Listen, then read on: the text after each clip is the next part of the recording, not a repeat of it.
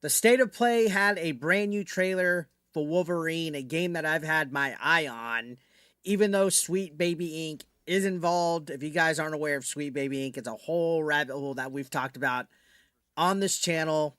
If you don't like DEI in your games and all that woke ideology, there's a little bit of red flags on this, but we're going to talk about this Wolverine game trailer here. There was a lot of action in here. The trailer looked brutal. You had the claws out, you had blood flying everywhere. It was violent, it was savage. Wolverine fans have been begging for this. They wanted a video game where you just take control of Logan and you just slice and dice everybody. And this looks like everything that we have absolutely been begging for. But what if I told you that the Wolverine game we've all been hyped for might not be the Wolverine game that we think we're getting? Remember, guys, trailers lie. Trailers can lie. They're there to hype us up. They are marketing. But again, once you start digging into who's involved with this game, the warning signs start flashing red. And again, Sweet Baby Inc. is involved with this.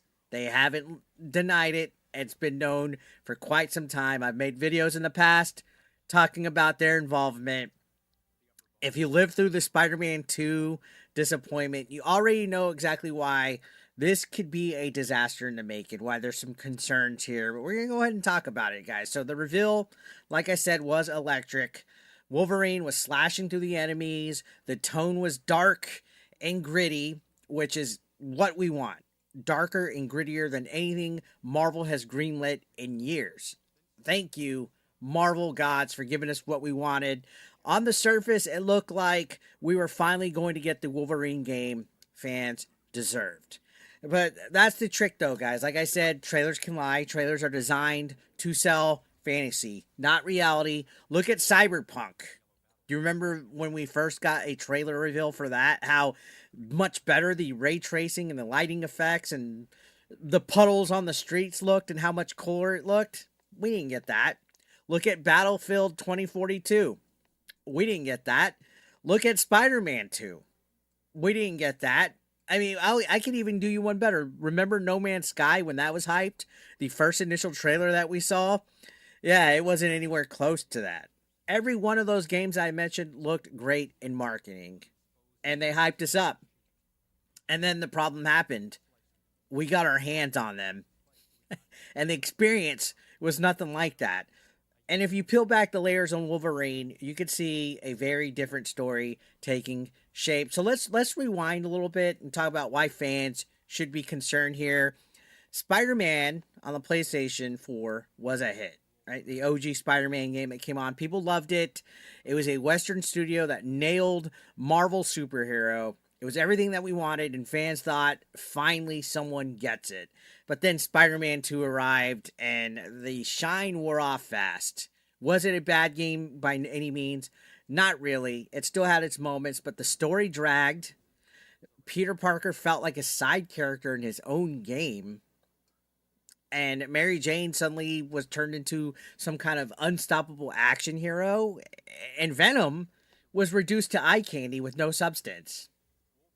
Now, take that same team that worked on Spider-Man 2, give them Wolverine, and ask yourself, why should we expect anything different this time? Do you think they're honestly going to change? Do you think they listen to the fans' feedback? Not really. If we're going to be honest here and not kid ourselves, expectations need to be in check. They need to ultimately be in check here because this is a bigger industry problem, and it's not just about Insomniac, right? This is about the direction of gaming as a whole and where it's heading. We've seen what AAA studios are doing. We see how they put a lot of slop out there. The original creative talent, the people who made the iconic franchises in the 2000s are leaving studios. They're being pushed out even, I would dare say. A lot of these developers that made once great gaming franchises and once great gaming studios like Insomniac and Rockstar and you name it, Gearbox, they're leaving. And in their place, we're getting narrative consultations, we're getting diversity boards, we're getting ideology-driven hires, we're getting DEI, we're getting Sweet Baby Inc., And instead of escapist fantasy, instead of something that we could sink our teeth into, we're getting grounded, everyday versions of characters. Look what they did to our girl Mary Jane in Spider Man 2.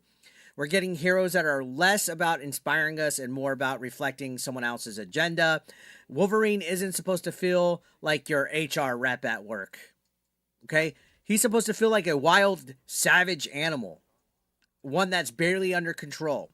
And yet, modern gaming is going to keep sanding down the edges. So that's why I'm hesitant. Yeah, sure. The trailer looks awesome. The trailer looks great. It's everything that I could want.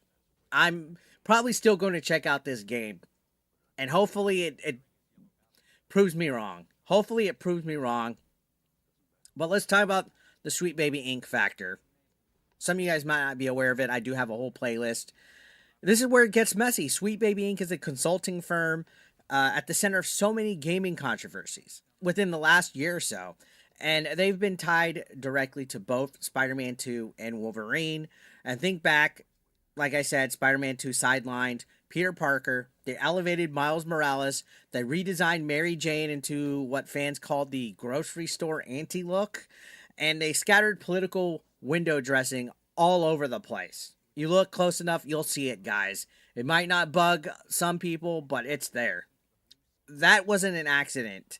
That was Sweet Baby Inc.'s fingerprint, so that everything could be diverse and inclusive and make sure nobody gets offended by anything in the game.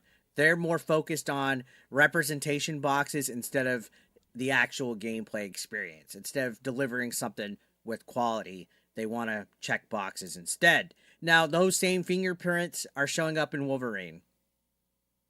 Early leaks point to Mystique and Jean Grey being redesigned with very masculine features. That's a topic that I wasn't even going to touch with Mystique until maybe later date. But if you look at the design, they're de-emphasizing beauty. They're emphasizing maturity. They're even, let's be honest, no ass on these characters. They have something against asses on female characters. I have no idea why they do this approach, but it's a copy paste character design that we're seeing in a lot of games. Even like, Dragon Age Veilguard had it. You name it. There's a lot of games that are doing this. It's literally a red flag that goes across it. And it's not because I want to be a gooner and jerk off to games. Guys, it's something that's pattern. Okay? It's pattern recognition. But here's why this matters beyond Wolverine. Because people are like, well, why does it even matter? If Wolverine, which is one of Marvel's most untouchable icons, gets gutted by these trends, these modern gaming trends, this modern audience trend, then nothing is safe. All right? Nothing is safe at all. Not Blade, not Ghost Rider, not the rest of the X-Men. If this game succeeds in spite of its compromises, then it sends a message to every studio that it's okay. Okay, we could take the most brutal, beloved heroes and rewrite them into ideological mascots, and people will still buy it. That's terrifying, at least in my opinion, for the future of gaming, because when escapism dies, when fantasy gets replaced with politics and agendas, all we're literally left with are hollow shells of the characters that we once loved.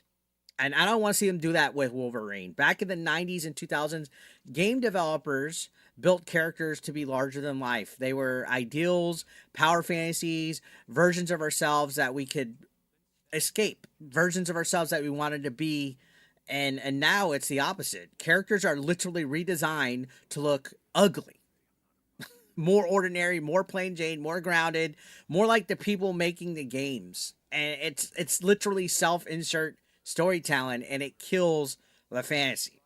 And when you apply that model to Wolverine, one of the least ordinary, one of the least grounded characters in Marvel history, you're asking for disaster.